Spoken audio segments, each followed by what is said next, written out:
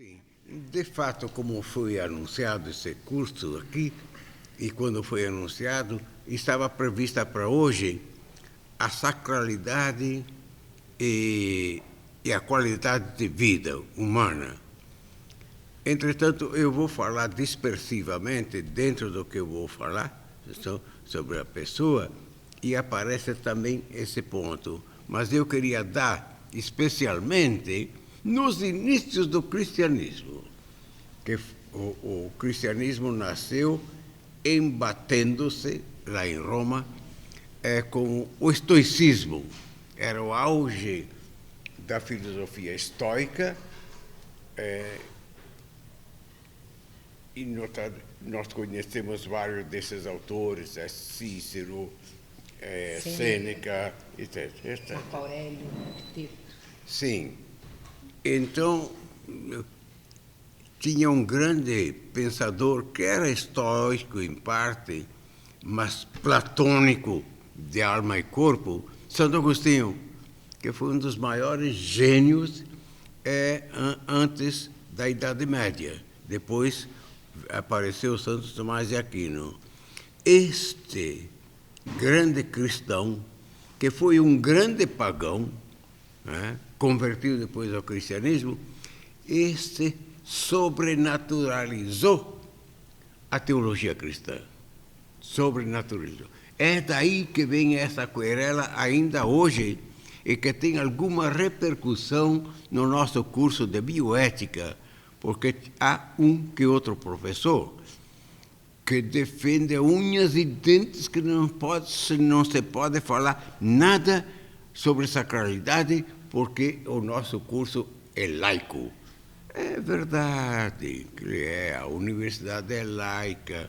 Entretanto, eu sempre falei aqui, quando quis falar, sobre a espiritualidade da vida, porque não é uma dimensão de igreja nenhuma, nem do cristianismo judeu-cristão, é do ser humano ter uma dimensão religiosa. Isso consta em todas as tradições, sejam elas a grande tradição ocidental, seja a afro, aqui entre nós conhecemos todos, a riqueza das crenças afro.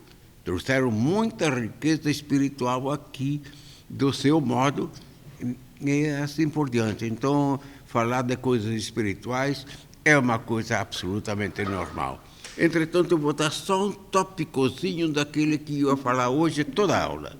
Só um tópicozinho para depois desenvolver o conceito de pessoa, que é extremamente necessário, que é o capítulo, a pessoa é o capítulo mais importante da ética e o mais importante da bioética. E eu esqueci, cochilei de colocá-lo aí, porque eu estava encantado de falar a tradição estoico-cristã, os inícios pelo menos. Sim, mas para ser curto e grosso, na antiguidade,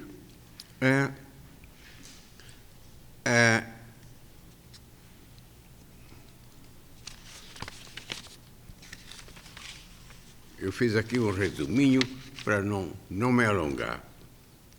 Na antiguidade, havia, isso que eu falei até agora, o conflito entre estoicismo e cristianismo, e onde se falou profundamente da sacralidade da vida, notadamente com Santo Agostinho.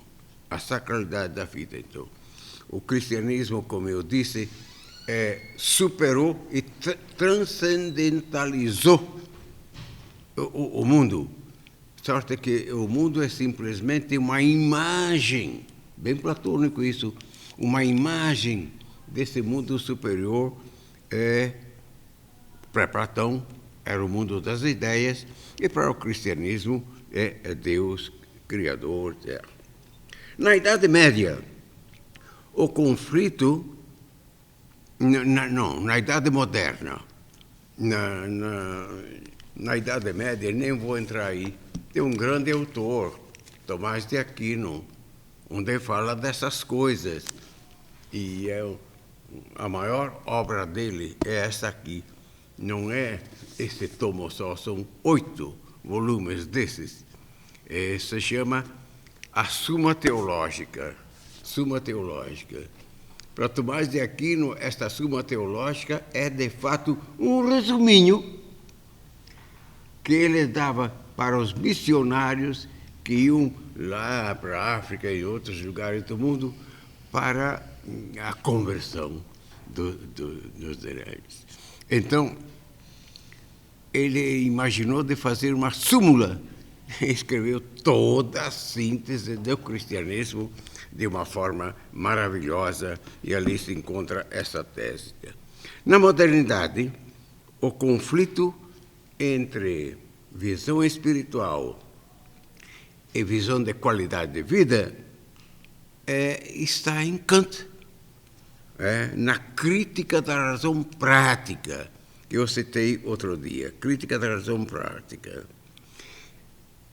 Ali, em longo e largo, ele estabelece o imperativo categórico, o imperativo moral, que se encontra dentro de nós.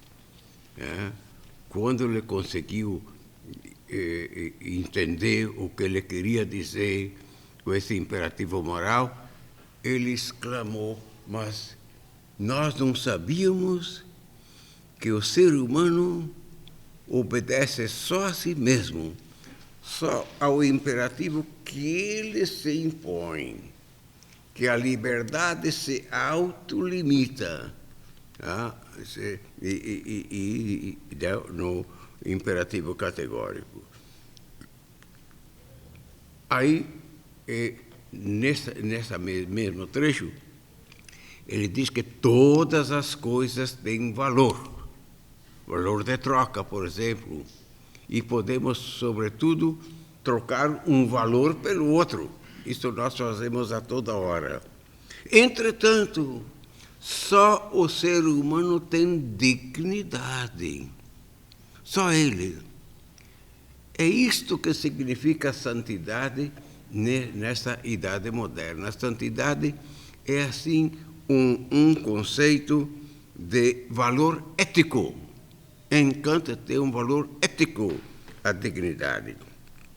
A sacralidade, portanto, significa um grande valor, um valor intocável, como é a personalidade da gente. Enfim, é a dignidade humana. Portanto, a sacralidade que lá atrás, em Agostinho, e o estoicismo era um conflito, a sacralidade, hoje não existe mais para quem reflete essas coisas. A sacralidade é também uma qualidade humana.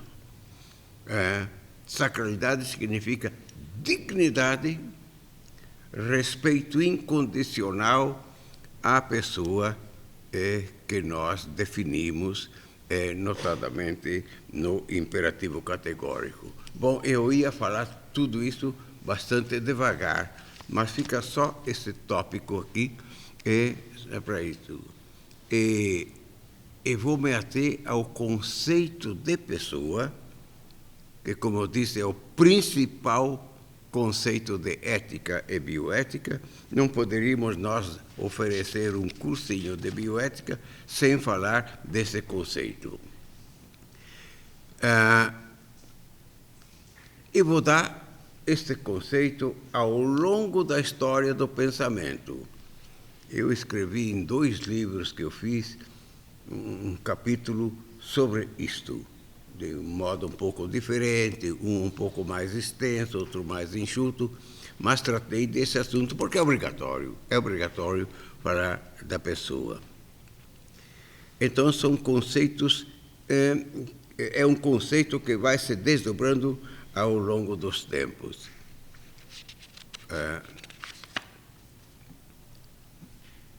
Na história da filosofia, nós podemos apontar pelo menos 5 ou 6 conceitos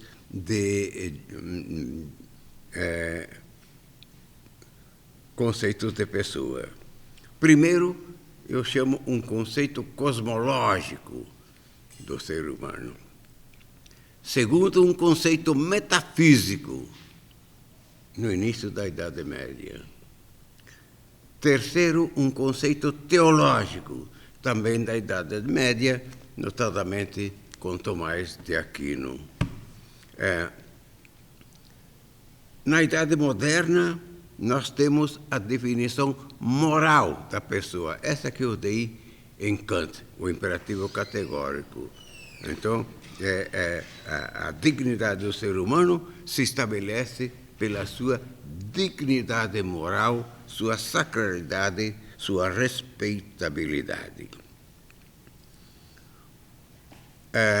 Hoje, nós temos a definição existencial da pessoa humana. Eu trouxe um antípoda aqui de Tomás de Aquino, medieval, a um livro contemporâneo da maior atualidade sempre, embora escrito lá no comecinho do século passado, que é Ser e Tempo, de Martin Heidegger. Ser e Tempo, né? Martin Heidegger. Então, a definição existencial é, finalmente, a definição que eu chamo política, para facilitar, definição política do ser humano, que é tirada da Declaração Universal dos Direitos Humanos de 1948. É dali que partem quase todas as constituições dos países que se formaram depois, ganharam a sua independência, todos se inspiraram lá. A nossa Constituição de 88 introduz no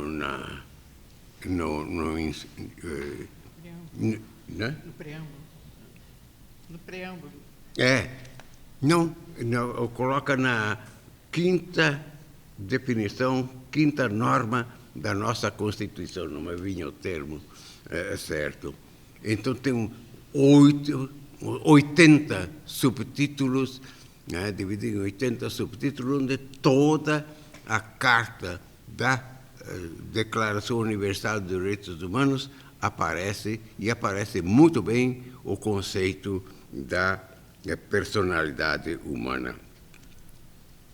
Eu chamo isso de definição política, porque a Declaração Universal é, de fato, uma declaração política, mas também político-existencial, porque a definição de pessoa é o reconhecimento daquilo que existiu historicamente para trás. A definição de 48 começa assim: visto que os seres humanos sempre foram considerados independentes, livres de nascimento, portanto, nós declaramos, essa aí a Declaração Universal. Então, como eu digo, é uma definição múltipla ao longo dos séculos, e todas elas se equivalem. Naturalmente, umas são mais atuais, outras menos, e quero apontar aqui para vocês duas enormes diferenças.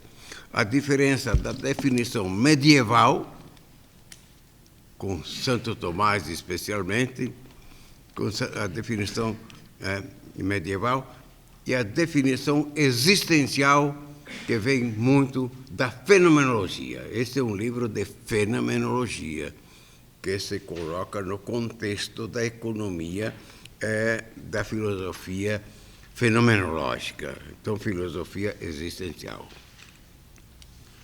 Sem mais, eu vou começar com a primeira definição.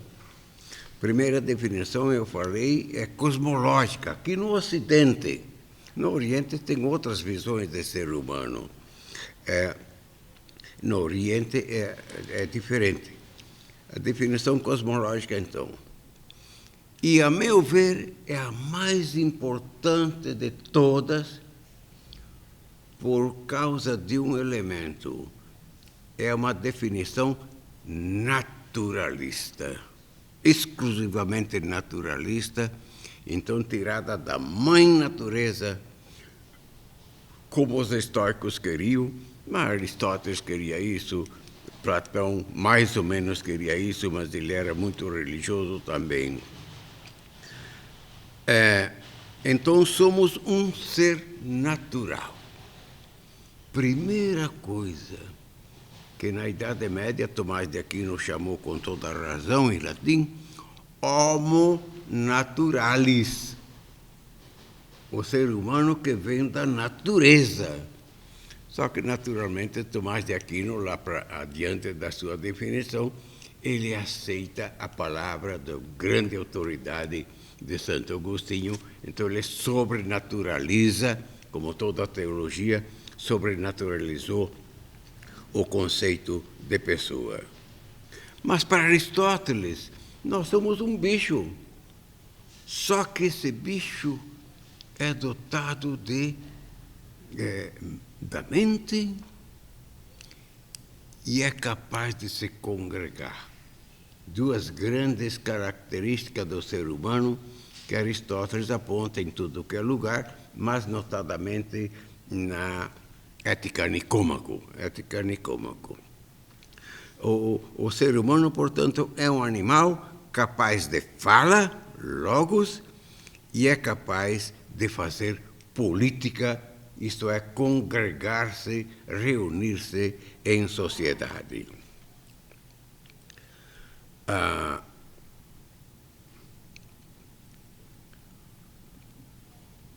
Portanto, nós somos feitos pela natureza. E Aristóteles responde em largo, longo e fundo como é que se dá. Então, nós somos finalmente filhos de um polo positivo e um polo negativo, ou seja, matéria e forma.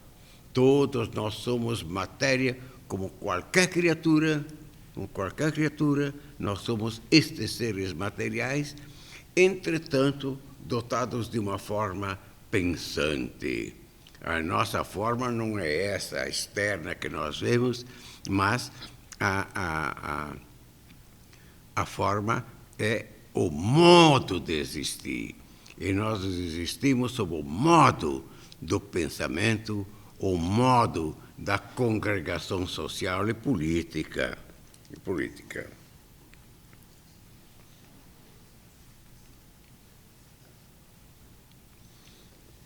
Então, em primeiro lugar, nós encontramos o ser humano definido cosmologicamente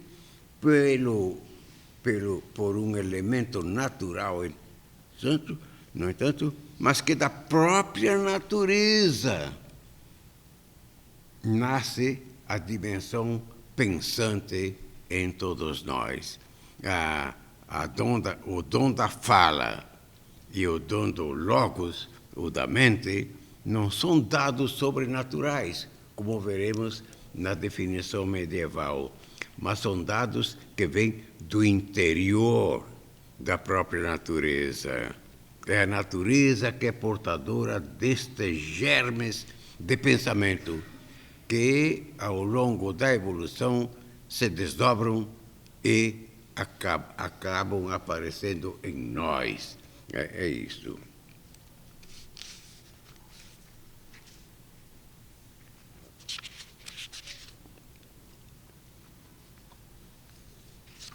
Sim, e como eu disse primeiro, abrindo essa aula, o cristianismo sobrenaturalizou a natureza. É o grande pensador Santo Agostinho que conduziu esta reflexão, e tamanha era a sua autoridade como filósofo e como teólogo que repercute até o dia de hoje, como veremos logo mais.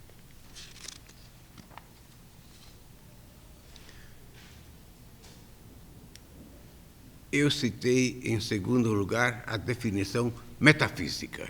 Vou falar dessa um pouquinho, metafísica.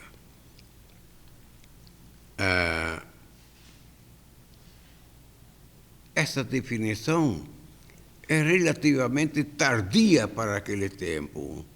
É do século VI da era cristã. É feita por um pensador que era pagão também, que se converteu ao cristianismo, que se chama Severino Boécio. Severino Boécio. Ele tem vários escritos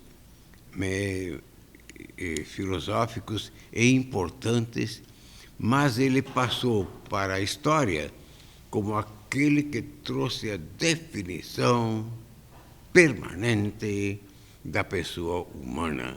E isso é importante, colocarei um pouquinho mais detalhado, que é o seguinte: ele definiu a pessoa humana como um ser com 3 qualidades fundamentais. Nós somos, então, quem somos nós? Nós somos uma individualidade subsistente na natureza racional. Essas 4, vou dar uma pitadinha sobre cada um desses conceitos. Em primeiro lugar, nós somos uma individualidade. A palavra indivíduo, cada um de nós é indivíduo, mas também a mesa é um indivíduo, esse frasco de água é um indivíduo, são individualidades. Nós somos uma individualidade pensante. Pois é, então essa individualidade significa em latim individuum, se diz em latim.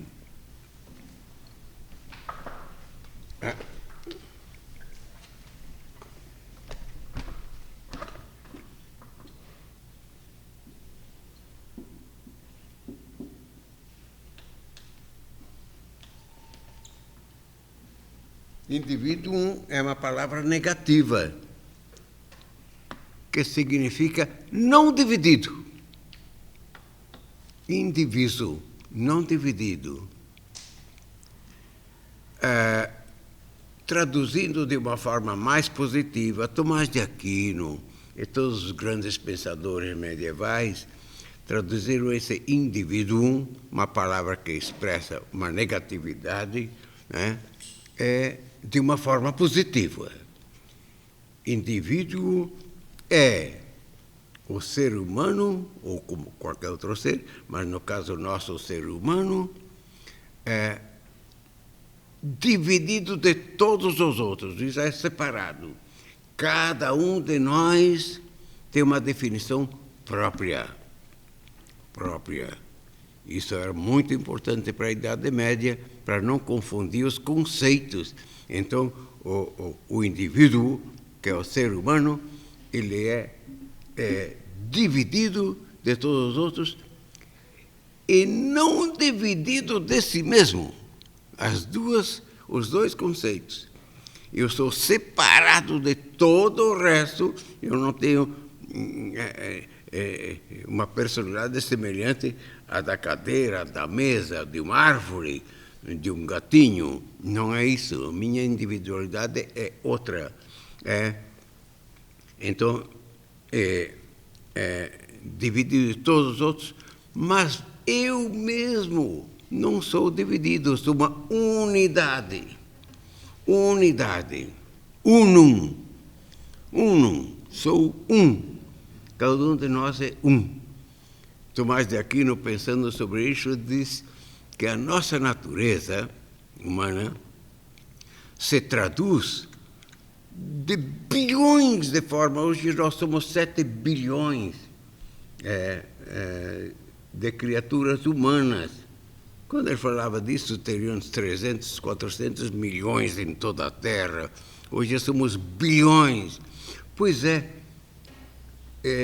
segundo essa visão filosófica, nenhum desses seres aqui são idênticos um ao outro. Somos todas unidades idênticas a si mesmas, inseparáveis de si e separadas de todos os outros. Aliás, esse conceito medieval, então, depois virou um conceito existencialista da filosofia contemporânea. O ser humano é uno, único, indivisível e irrepetível. Para quem conhece Kierkegaard, ele fala muito da irrepetibilidade da pessoa humana. Isso é importante, então, dentro da economia existencialista também. Então, em primeiro lugar, nós somos essa unidade indivisa de si mesma e separada de todos os outros. Segundo, nós somos esta individualidade subsistente. Ou seja, nós existimos por nós mesmos. As cores da parede, elas não têm subsistência própria, mas elas existem no muro, colada ao muro. E assim tudo aquilo que os antigos chamavam qualidades. Então, são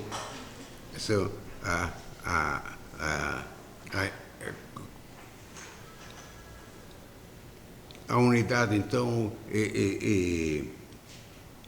e essa subsistência se define assim, ou seja, todas as coisas são individualidades subsistentes, só as cores, outras qualidades, é que não subsistem por si e por si.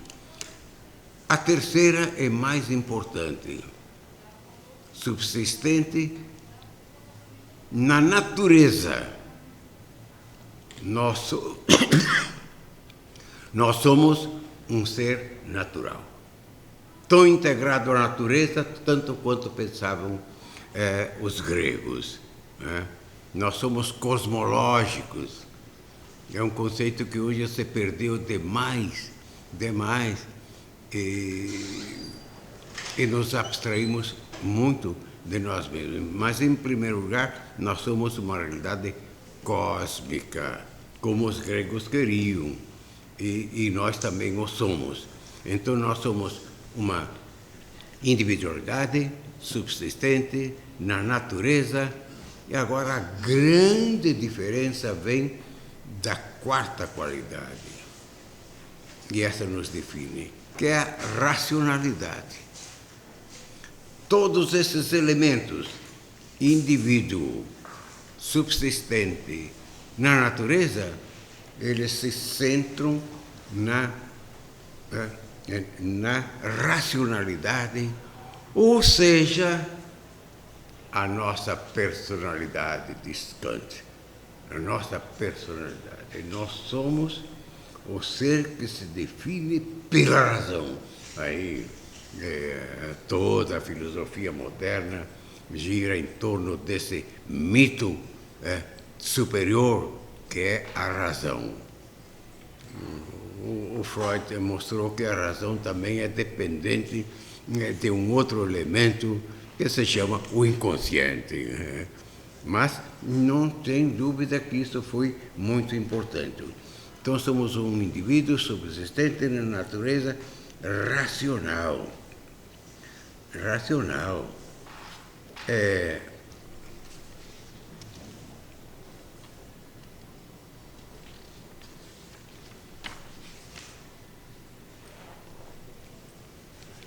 Sim, então, esta é a definição metafísica, esta é a definição adotada por toda a Idade Média e até o dia de hoje, não mais em filosofia, mas notadamente nas religiões, e notadamente no cristianismo, especialmente na Igreja Católica, que é a mais organizada, que tem a maior tradição, uma longa história, e por isso mesmo, por trouxe da história, está trazendo da história as coisas maravilhosas, mas também as coisas menos importantes. Então temos muito entulho dentro da nossa igreja a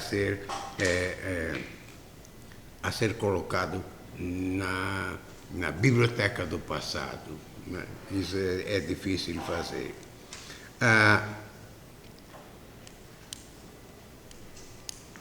Então, essa definição. Em cima desta definição metafísica, criou-se, como era lógico na época, a definição teológica. Definição teológica, que era a característica da Idade Média, foi de ser religiosa cristã. Era a única religião, né, daquele tempo. Então, a teologia cristã é pensando sobre esta definição metafísica que a teologia medieval, notadamente Santo Tomás de Aquino, porque sintetiza tudo, Santo Tomás de Aquino, que se tornou o grande luminar para frente do cristianismo, fazendo uma súmula, como ele diz aqui, uma suma de toda a doutrina cristã está aqui, daquele tempo. Então,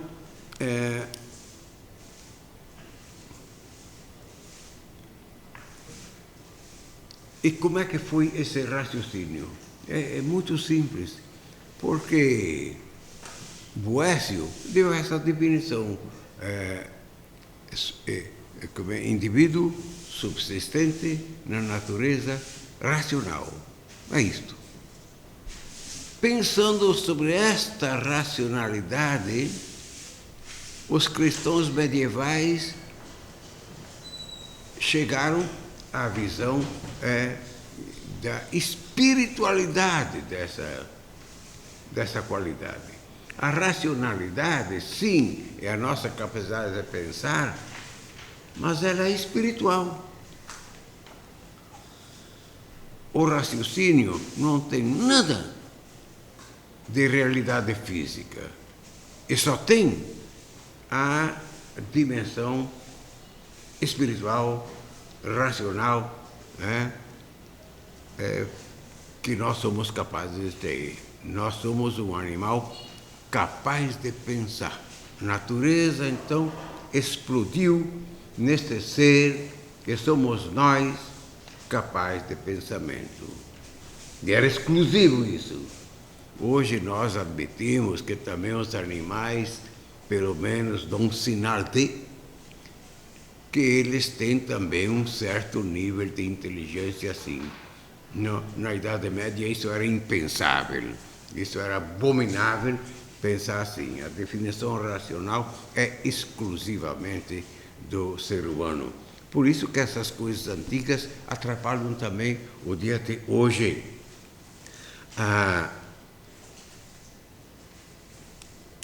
Então, essa racionalidade é espiritual, é imaterial, por conseguinte é imortal, porque ela é simples, e aquilo que é simples não se decompõe. Nós morremos por quê? Porque nós somos seres compostos de corpo e alma, especialmente naquele tempo, isso era importante dizê-lo. Nós somos espirituais, imortais, algo de divino, portanto criado por Deus, Criador de todas as coisas. É também aqui a definição teológica sobrenaturaliza a visão grega.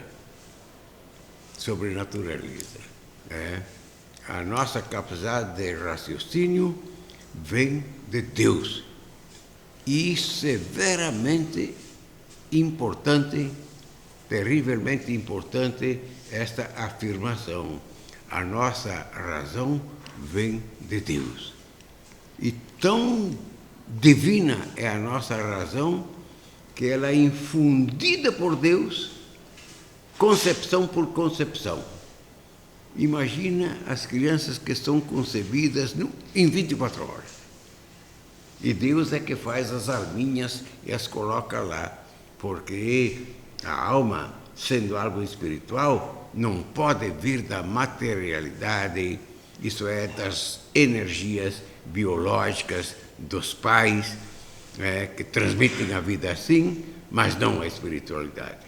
A espiritualidade é Deus. Por isso mesmo, a concepção humana é humana sim, é biológica sim, mas ao mesmo tempo divina. Deus intervém em cada uma dessas criaturas. Isso ainda se pensa hoje em muitos lugares, em muitas visões da teologia cristã.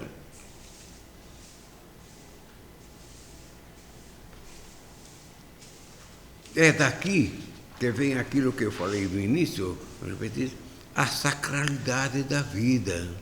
A sacralidade da vida vem do sobrenatural, vida sagrada, né? Do sobrenatural, do transcendental, do mundo transcendental. Após que hoje, a partir da modernidade, notadamente kantiana, nós achamos a sacralidade da vida não significa nada mais do que a dignidade, como diz Kant, a dignidade, a respeitabilidade incondicional de cada ser humano, que era o que definia toda a ética de Kant.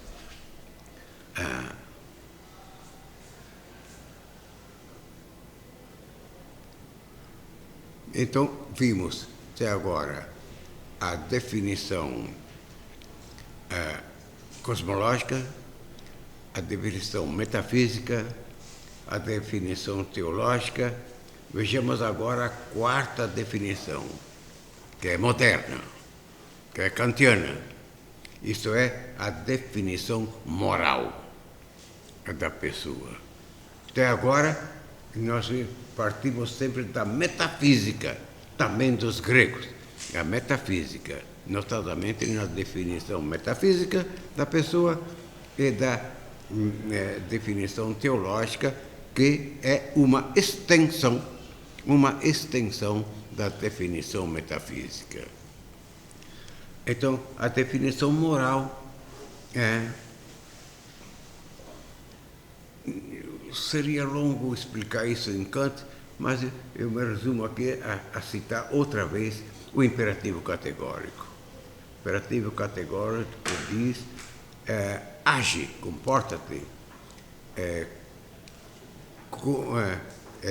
como se a humanidade, em tua pessoa e na de todos os outros, fosse, ou seja, tratada sempre como um fim, isto é, sujeito de direitos, um fim, e nunca como um instrumento, instrumentalizar.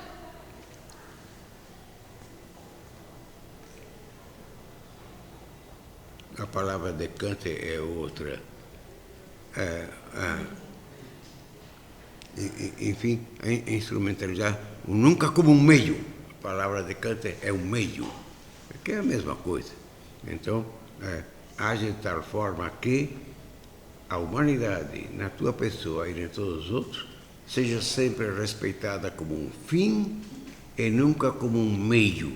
Isto é, nunca posso instrumentalizar ninguém, de nenhuma maneira, subordiná-lo a mim, como se fosse um escravo. Imaginem se nós cumpríssemos este imperativo categórico pura e simplesmente como foi anunciado por Kant. Não existiria polícia no mundo, não precisaria de nenhuma guarda, porque todos nos respeitaríamos, né? Incondicionalmente. A pessoa é sempre intocável.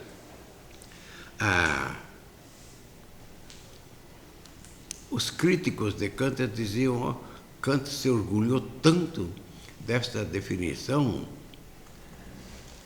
entretanto, ela é uma laicização da definição evangélica, né? Cristo, pelo menos em 3 momentos, em forma positiva e negativa, disse isso. Faça aos outros, faça para os outros aquilo que queres que façam a ti. O tratamento que eu espero de vocês todos aqui é aquele que eu devo a cada um de vocês. Igual, por igual. Bastaria isso. Essa que é a palavra de Cristo.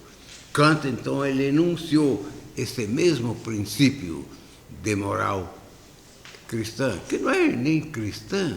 Já diz os gregos, Sócrates pensava mais ou menos assim, com outras palavras. Porque a Bíblia é, primeiramente, um livro humano.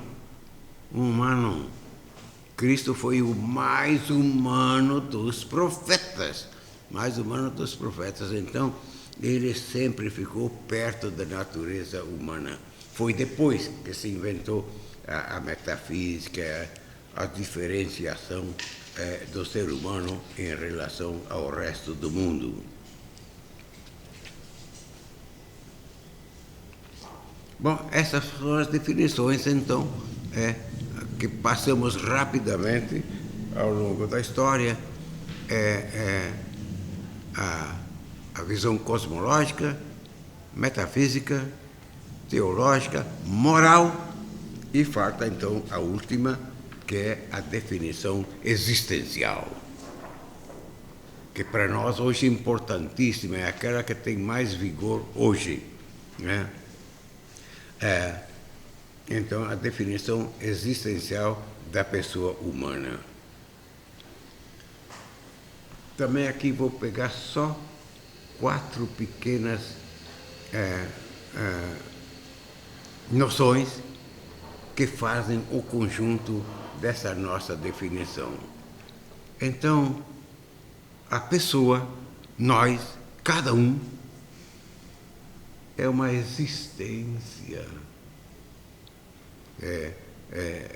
Essa definição nasce com a fenomenologia existencial de Husserl, Heidegger, Sartre na França, Merleau-Ponty e tantos outros pensadores, e depois se divulgou para o mundo inteiro. Hoje, mais ou menos, pensamos isso em toda parte. Então, em primeiro lugar, a pessoa é uma existência temporal, relacional e potencial. Esses 4 elementos, eu vou dizer uma palavrinha sobre cada um. Estourei o tempo, né? Tá legal. Primeiro, somos uma existência. Ou seja, uma existência, e Heidegger contribuiu muito para esta colocação, uma existência aberta ao mundo. Também na Idade Média tínhamos a definição humana como existência. Entretanto, com uma diferença enorme que vou salientar logo depois. Enquanto a existência é aberta, a definição medieval é fechada. Nós éramos uma essência dada. Voltarei logo mais. Então, é uma existência temporal. E é todo ser e tempo. Especialmente em ser e tempo é que se encontra isto. Ser e tempo, traduzindo laicamente, é uma antropologia. E um autor francês, me escapa o nome dele, autor francês, ele escreveu para Heidegger dizendo: pois é, o senhor fez essa antropologia tão diferente, tão bonita, e quando é que o senhor escreverá uma ética? Heidegger ficou danado com essa compreensão desse francês, que me escapou o nome. porque isso aqui não é nenhum livro de antropologia, quer ser um livro de metafísica. Só que é uma metafísica temporal. Isso é, que se traduz ao longo do tempo. E o conceito tempo, ser e tempo, é o principal conceito que existe e que temos da definição de ser humano. Ou seja, o tempo, o que é? Santo Agostinho dizia, se vocês me perguntam isso, eu não sei. Mas se vocês não perguntarem, eu sei dizer. Isto é, o tempo para Santo Agostinho e para Heidegger é a interioridade humana.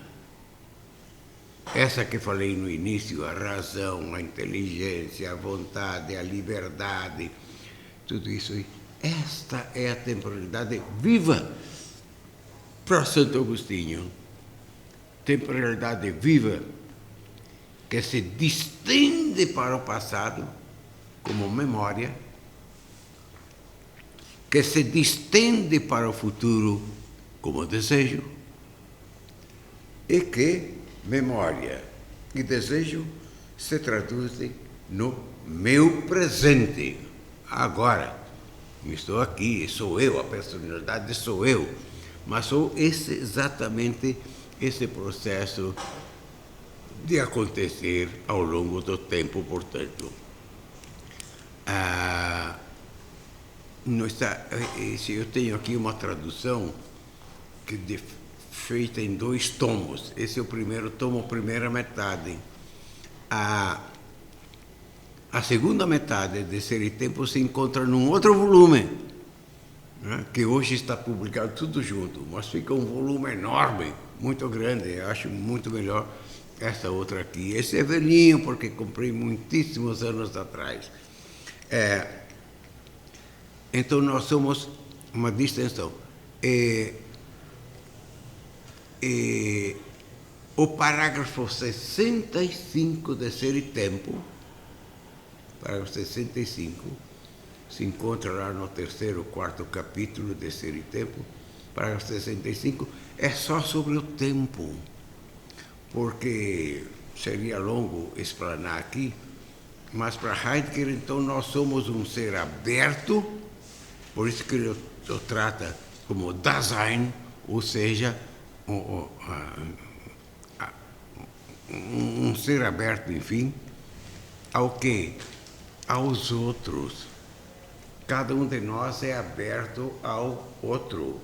Aristóteles diz que é pela fala, com toda razão, mas não deixa de ter toda a razão também Heidegger ao dizer que nós somos todo um ser aberto no mundo.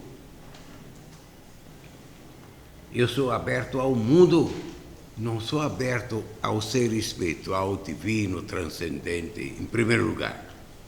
Mas, em primeiro lugar, a minha existência humana, material, temporal, a minha existência humana é de estar com os outros. Ser no mundo, com os outros, cuidando, como cuidadoso do mundo. O ser humano é cuidadoso do mundo. E é um parágrafo longo em Heidegger, esse do cuidado. E daqui partem muitas doutrinas éticas. Eu trato aí nas escolas de enfermagem, notadamente na UERJ, dou um cursinho sobre o cuidado. Isso é a partir de Ser e Tempo, o ser humano cuidadoso. Por quê? O ser humano foi posto como um ser pensante para cuidar da natureza. Cuidar da natureza. E é um capítulo importantíssimo também para a ecologia de hoje. Acho que ontem foi o Dia Mundial da Ecologia. Eu lembrei disso, o Dia Mundial da Ecologia. Nós somos os cuidadores do mundo, os zeladores do mundo. Mas isso se encontra até no Gênesis. é o último ser criado no sexto dia da criação, é o ser humano. Deus fez aquele bonequinho de barro e soprou nele a vida. Como ser pensante, portanto, infundiu a razão em nós. E colocou, como diz, em continuidade do Gênesis, para guardião do jardim das plantas, para guardião do jardim que é a nossa natureza, nós diríamos hoje. Daí a importância do ser humano como cuidado. O ser humano como um ser potencial. Eu sou um ser de possibilidades. Não sou uma alma encarnada, como dizia Platão e Agostinho, uma alma encarnada, castigada a viver num corpo. Nem sou um ser racional, como queriam os medievais, isso é, um ser composto de alma, espírito e corpo. Não sou isso, não. Claro, isso faz parte da história do pensamento, não se rejeita nada disso aqui. A maneira de dizê-lo hoje é esta: eu sou um ser com os outros no mundo como um ser possível. Ser possível. Heidegger, em Ser e Tempo, tem um capítulo inteiro sobre o ser possível. Eu sou um ser possível. Isto é, eu sou um conjunto de possibilidades e não um conjunto de coisas dadas. A razão foi Deus que me deu. Não. A razão foi aparecendo, se mostrando com o tempo, com o evoluir da criação. Portanto, eu sou um conjunto de possibilidades. Por isso mesmo, sou potencial. Nós estamos cheios de potencialidades. Eu, na minha idade, ainda tenho potencialidades para extrair. Não sou tudo o que eu podia ser. Como diz Sartre, eu não tenho definição. As definições são fechadas. Fechadinhas. Animal racional, ponto. Não, eu sou um ser existencial, um ser aberto, um ser que desdobra as suas potencialidades ao longo dos anos. E nesse parágrafo que estou recordando agora, Ser e Tempo, Heidegger diz no finalzinho: enfim, o ser humano é um ser estático, aberto, ecstatikon em grego. Eu coloco em grego, em latim e alemão essa palavra aqui para grifar bem. Sou a estaticidade aberta. Estaticidade que não é êxtase sagrado, não, é abertura ao mundo. Nós somos este ser, então.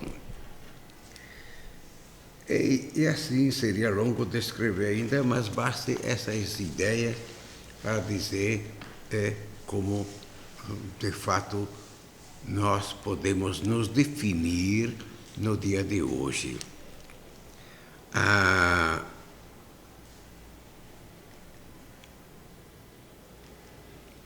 Esta definição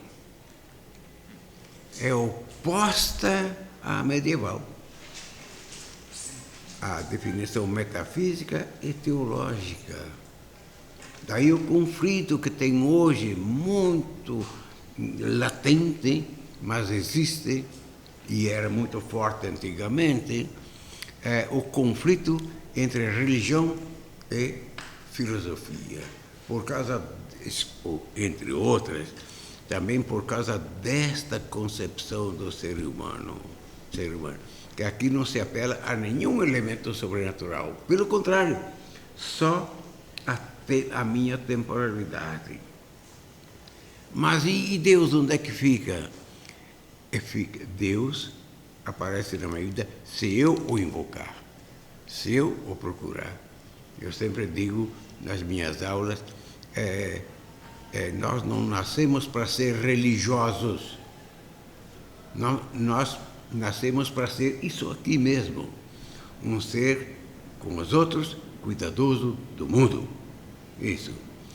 Claro que isso aí implica numa série de reflexões que nos levam à admissibilidade de um ser superior, como na Idade Média se chegou. Tomás de Aquino, né, imaginou definir as provas da existência de Deus. Fica provado como 2 e 2 é 4 que Deus existe. Essa definição é um grande esforço que ele fez e os medievais todos com ele. Entretanto, ela não é exata como queriam os medievais. Ela é aproximativa. A metafísica, a filosofia, a reflexão filosófica, enfim, me leva à admissibilidade de que Deus existe. Se eu tenho uma religião, se eu comungo uma religião, então Deus existe. Deus existe segundo esta visão religiosa. A visão cristã, a visão budista, a visão, outras visões que nós possamos ter, inclusive as religiões afro, elas têm sua maneira de sobrenaturalidade, sua maneira de fazer a ligação entre Deus, a divindade, e a humanidade, ou ao mundo. Bem, era isso que eu podia trazer aqui para vocês, embora telegraficamente, mas é por esses caminhos que o homem se definiu ao longo dos tempos. Com essas palavras, outras pouco importa, mas que se a gente fosse desdobrá-las todas elas dariam um livro para explanar, especialmente a nossa definição de hoje, a definição existencial. Mas basta esse conceito para dizer da importância que nós temos no mundo. Entretanto, uma palavrinha final. Até agora, e essa definição só se referiu a nós, seres humanos, a pessoa. Como diz Santo Tomás de Aquino, na Idade Média, todas as coisas são substâncias. Também o homem é uma substância. Somos substância, subsistente, como falei. Entretanto, somos capazes de pensar. Então, a esta substância no mundo, que somos nós damos, diz ele, o nome de pessoa. Finalmente, pessoa, então, significa, concluindo, significa a nossa capacidade de pensar. Entretanto, isso é muito pouco se a gente pensar na linearidade do tempo. Nós, sendo seres temporais e vivendo com os outros, e desdobrando as nossas possibilidades, estamos sempre nos desdobrando, nunca terminando. Como disse Sartre, não posso me definir, uma definição fechada. Não posso, porque eu vou me explicitando sempre. Só poderei dizer quem eu sou no último dia de minha vida, se eu tiver tempo e jeito de dizer quem eu sou. Isso é, eu sou as minhas possibilidades realizadas. Essa que é. Então, vamos ficar por aqui, porque fui longo demais. Eu queria adicionar só 2 casos que têm a ver com esse assunto de individualidade, que foram descobertos há relativamente pouco tempo, considerando a história humana, né? O primeiro caso é o do Phineas Gage, que é um cara do século XIX, que ele trabalhava em trilhos de trem, né? E houve uma explosão houve uma explosão que uma parte do trilho na cabeça dele. entrou no cérebro dele, bem na parte frontal, né? E depois houve vários relatos de que a personalidade dele mudou, né? E se sabe também hoje na neurociência que o córtex pré-frontal, que foi a parte justamente que foi atingida, é responsável por frear alguns instintos, né? Frear alguns impulsos, né? E isso, inclusive, é encontrado no caso de psicopatas, né? Psicopatas têm uma baixa atividade nessa área. Então, essa pessoa, o Phineas Gage, ele mudou, ele virou outro indivíduo, ou não? Esse é o primeiro comentário. O segundo caso são de pessoas que têm um caso tão grave de epilepsia, que um dos únicos jeitos de parar com essa epilepsia é tirando o corpus callosum, que é a parte que divide o lado esquerdo do lado direito do cérebro, né? E fizeram várias experiências com pessoas que foram sujeitas a essa operação e testando tanto a parte esquerda, tanto a parte direita do cérebro. Por exemplo, tapando o olho esquerdo, né, que é controlado pelo lado direito do cérebro, e vice-versa, né? Ele se tornou dois indivíduos. Então, são dois questionamentos interessantes para se fazer nessa questão de individualidade. É muito interessante que você coloca que é um questionamento bem atual, bem moderno.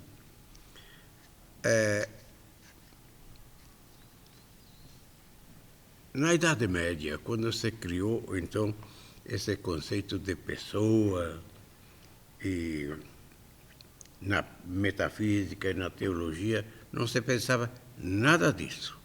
Nada disso. É verdade que, naquele tempo, então, se aceitava que houvesse uma composição entre alma e corpo.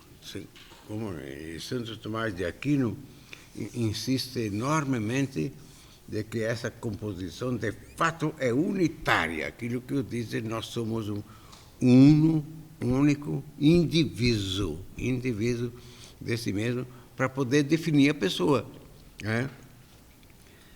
E assim era. Então, o corpo mal entrava nisso. Na Idade Moderna, Descartes, logo ele, na Idade Moderna, então ele também era um medieval, tinha todos os conceitos medievais, só que foi, como eu digo sempre dele, brincando, né? É um burro de sorte, porque ele modernizou todos esses conceitos medievais que ele aprendeu na escola. Ele foi estudante com os jesuítas e aprendeu a escolástica nua e crua, porque era uma escola severa. Muito bem. Então, quanto a essa capacidade de pensar, que para os antigos era diretamente alma, e para os medievais a alma, sim, mas espiritual, então criada por Deus, essa sobrenaturalização, Descartes não pensava na alma assim como criatura divina, tal, mas que morava no corpo da gente, morava. E tinha um lugar certo, que era a base do cérebro, como é que é? É na pineal, é uma glândula que tem lá no meio da cabeça. Sim, tinha uma morada. Então, eu acho isto uma ideia genial e grosseira ao mesmo tempo, porque a ideia da unidade humana, que eu acho que nós admitimos a unidade humana, será uma composição, não sabemos, o ser humano, finalmente, ele é misterioso, aquilo que eu disse no início, nós somos razão, tal, tudo isso explica assim, ou melhor, diz alguma coisa do que nós somos, mas não diz tudo, porque o ser humano é misterioso. Isso não é em relação ao mistério divino, mas é indecifrável. Finalmente é indecifrável. E notadamente agora. Então, para Descartes, na Idade Moderna, a alma era separada do corpo, só que ela tinha uma moradia, era a glândula pineal, na cabeça. Muito bem, então por aí nós tornávamos pensantes. Hoje em dia nós não pensamos nada disso. Entretanto, tem o mistério do cérebro. Nós não sabemos o que é as capacidades do cérebro. E é verdade que se distinguem esses lóbulos encarregados do movimento, da fala, enfim, disso, nós sabemos fazê-lo. Agora, o que seja no fundo, nós não sabemos. Não sabemos nem hoje. Eu acho que, apesar dos avanços da ciência, da psicologia, da filosofia e da teologia também, apesar dos avanços desses saberes tudo, nós continuamos sendo um ser misterioso para nós mesmos. Ainda na Idade Moderna, então, tinha um escritor francês que dizia o cérebro secreta pensamento, como os rins secretam urina.